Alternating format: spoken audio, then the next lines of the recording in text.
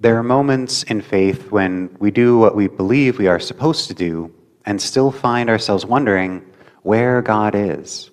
We show up, we pray, we worship, we try to be faithful, and yet something feels off.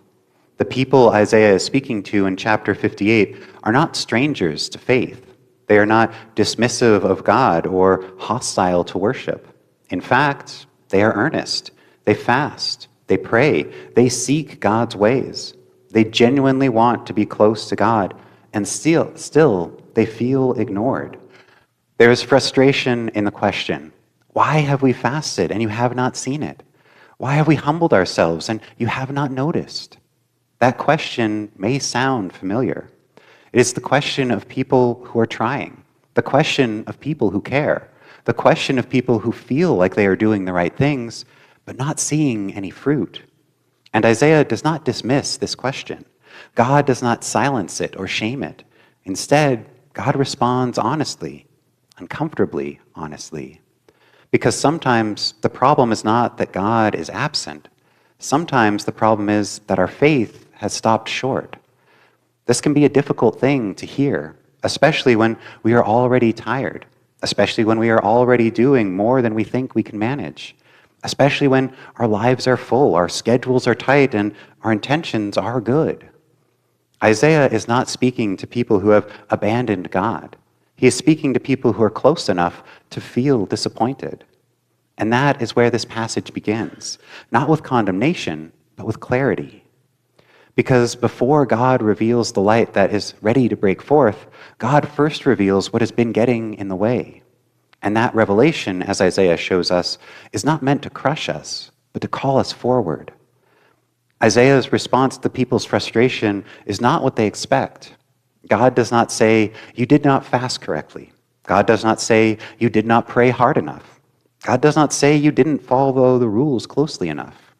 Instead, Isaiah exposes a deeper disconnect. The people are doing religious things, but their faith is not reaching far enough beyond themselves. Their devotion is real, but has become contained. It's turned inward, and because of that, it has stopped short of what God desires.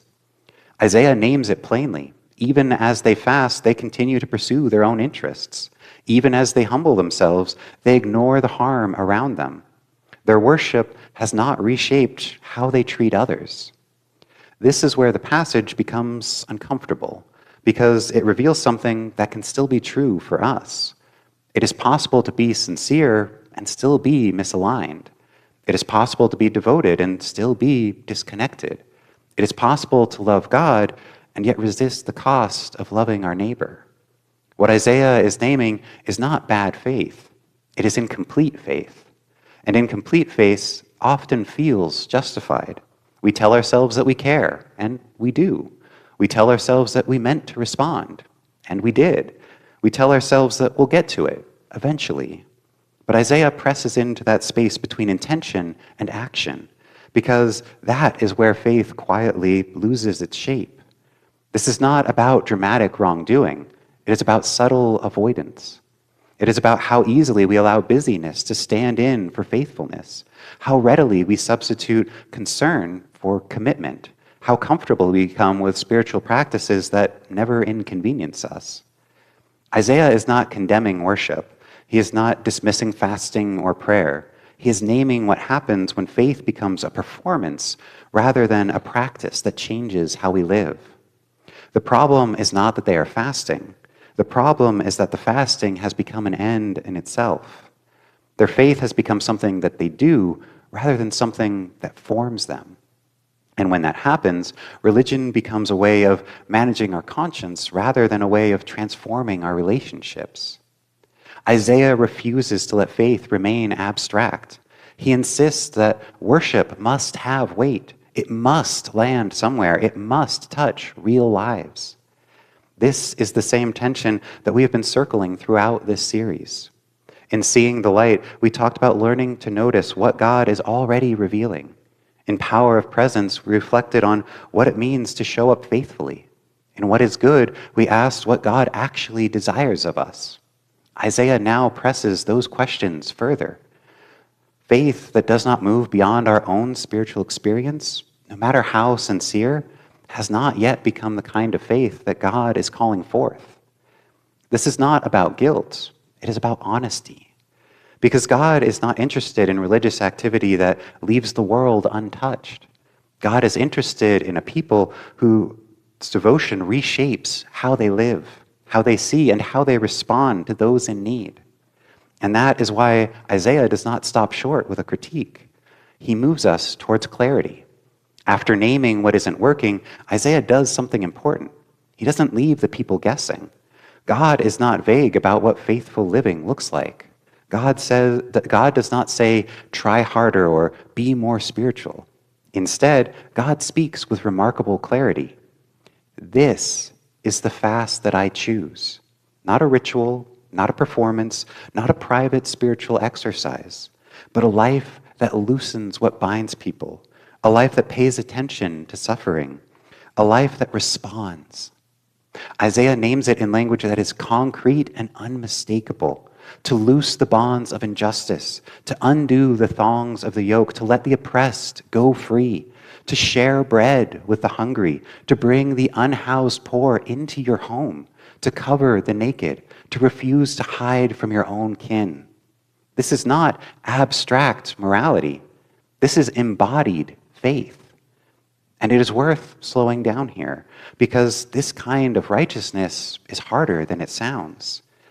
It is easier to care in theory than in practice. It is easier to agree with justice than to move towards it. It is easier to support compassion than to be inconvenienced by it. Isaiah's vision of faith doesn't allow us to keep suffering at a distance. It draws us closer than we might prefer. It asks us to risk proximity to people, to pain, to situations that do not have clean solutions. This is often where resistance shows up, not because we are heartless, but because we are overwhelmed. Not because we don't care, but because we don't know where to begin. Not because we reject responsibility, but because we fear doing the wrong thing or not doing enough. Isaiah does not pretend that this work is simple. The language of yokes, bonds, hunger, and homelessness is not poetic decoration. It names real, lived hardships. Righteousness in this vision is not about heroic gestures. It is about ordinary faithfulness that refuses to look away.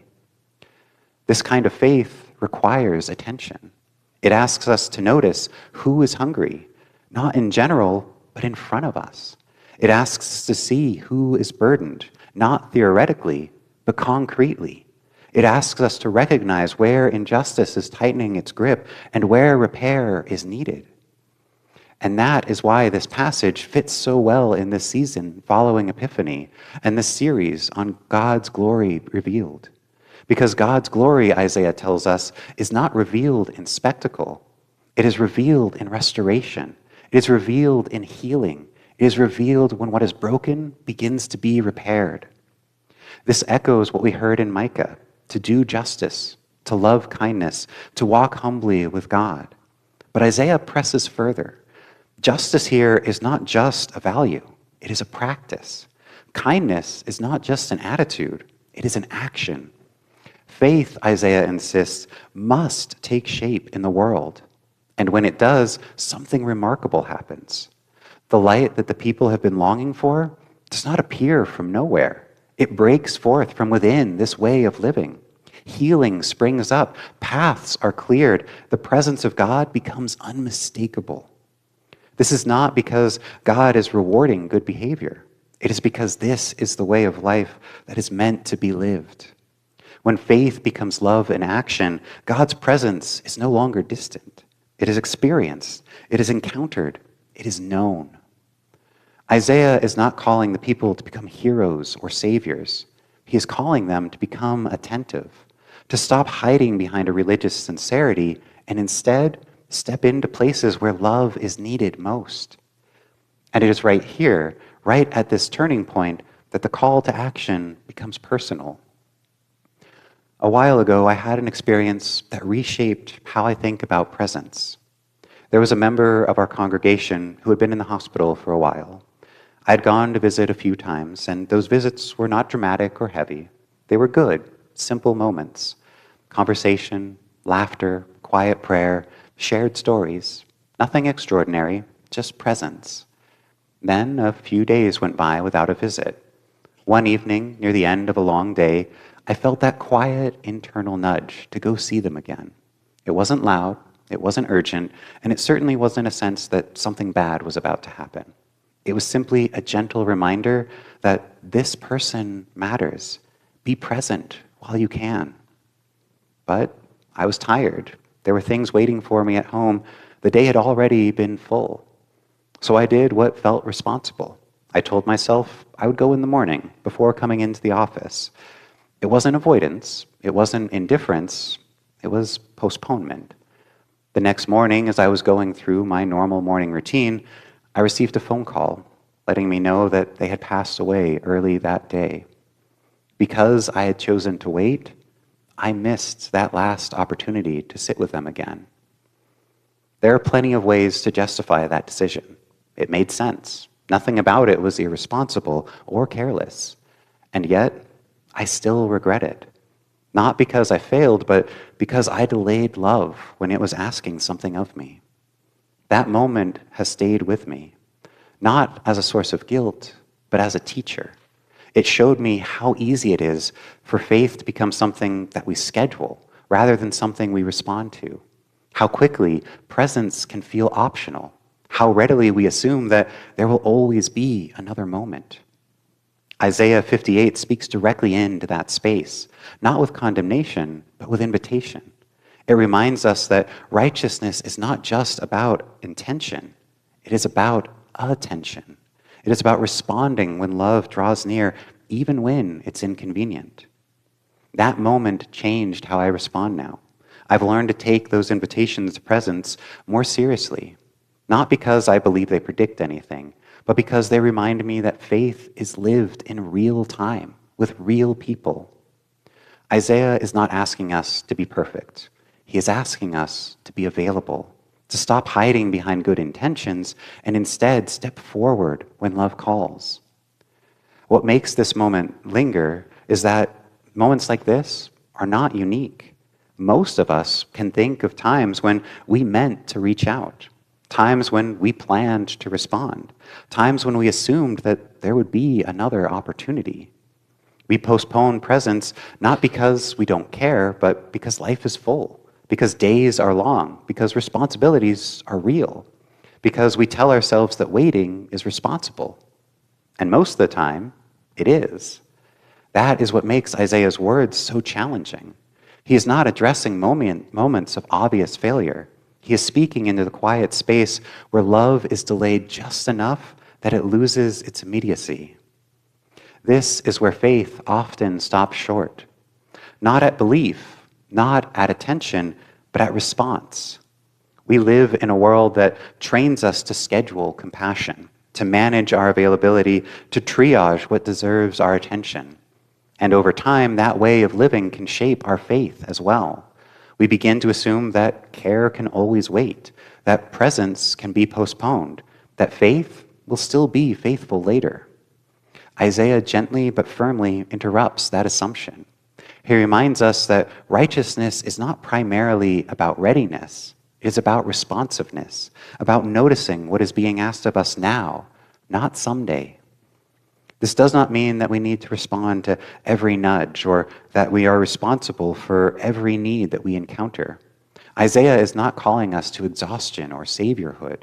He is calling us to attentiveness, to the person in front of us, to the moment at hand, to the ways love quietly asks for our time, our energy, and our presence. Because once we start to see how often we delay love, we also begin to see how many opportunities we are given to practice it. Isaiah is not trying to make us anxious about missed chances. He is inviting us into a different posture, one that is awake to the sacredness of ordinary moments. And it is from that posture that the promise of light begins to make sense. After all of Isaiah's honesty, after the exposure, the discomfort, the call to embody faith, Isaiah offers a promise. but it's not the kind of promise we often expect. Isaiah does not say that if we do these things, our lives will suddenly become easy. He does not promise protection from loss or struggle or grief. What he promises instead is presence. Then your light shall break forth like the dawn, not because we have earned it, not because we have finally done enough, but because this is what happens when faith is aligned with love. Isaiah describes a world where healing springs up, where guidance is given, where strength is renewed. He speaks of ruins being rebuilt, breaches being repaired, and paths being made livable again. This is not a reward system. It is a revelation. When we stop hiding our faith inside religious activity and allow it to move outward, something changes, not just around us, but within us. We begin to recognize God's presence not as a distant or withheld, but as near and responsive. The people had asked, why doesn't God notice? Why doesn't God care? Why doesn't God answer? Isaiah responds with a different vision. God says, here I am. That phrase matters. God's presence was never absent, but it becomes visible when faith takes shape in the world, when love is practiced, when justice is pursued, when attention is given to those who are burdened and overlooked. This language of light and repair connects deeply with everything that we've been hearing throughout this series. In Give You as a Light, we are reminded that we do not generate the light, we reflect it. In carrying the light, we acknowledge the weight and responsibility of holding that light in a broken world. Isaiah now shows us where that light is most clearly revealed, in places of repair, in acts of care, in communities that refuse to leave wounds unattended. The promise is not that we will fix everything. The promise is that God will meet us in the work, that when we choose presence over postponement, compassion over convenience, and faith that acts over faith that merely intends, we will find that we are not alone. Light breaks forth, healing begins, paths open. This is not because we have become extraordinary people, but because we are finally living as the people God created us to be. Isaiah does not end this passage with a checklist. There is no program to implement, no strategy to master, no metric to measure success. Instead, Isaiah leaves us with a way of living, a way of paying attention, a way of responding, a way of allowing faith to move beyond intention and into action. This is what makes Isaiah's call both challenging and hopeful. Because most of us already want to do the right thing. We already care. We already believe. The question Isaiah presses is not whether we are sincere, but whether we are available. And are we willing to notice who is near us? Are we willing to respond when someone asks for love? Are we willing to let faith interrupt our plans, our schedules, and our sense of control? These are not dramatic questions. They are ordinary ones. And that is precisely why they matter. Isaiah reminds us that God's glory is not revealed in moments of religious certainty, but in acts of repair, in choosing presence over postponement, in refusing to hide from our neighbors, our kin, and the brokenness that surrounds us. This is not about trying to save the entire world. This is about paying attention to the part of the world God has placed within our reach. For some of us, this call to action will be quiet. It will look like listening longer than is comfortable. It looks like showing up when it would be easier to not. It looks like responding to the small, persistent awareness that says, this matters. For others, this call may be to stop assuming that faith can always wait, to recognize how easily love becomes scheduled, to notice how often we tell ourselves later, when later is never guaranteed. Isaiah does not say that we must respond to every need and fix every broken thing. He does not ask us to exhaust ourselves or carry burdens that are not ours to carry. What he asks is both simpler and harder. Do not hide. Do not look away. Do not let good intentions replace faithful response. And when we live this way, Isaiah promises something beautiful. Light breaks forth, not all at once, but steadily. Healing begins, not perfectly, but truly. God's presence becomes known, not because we have earned it, but because we are walking in step with it. This is the call to action Isaiah places before us. Not a demand to do more, but an invitation to live life differently. To let worship grow us into God's hands and feet in the world. To let prayer turn outward. To let faith become love in motion. And as we do, may we discover that the glory of God is already being revealed in the ordinary, faithful, attentive lives that we are called to live. Amen.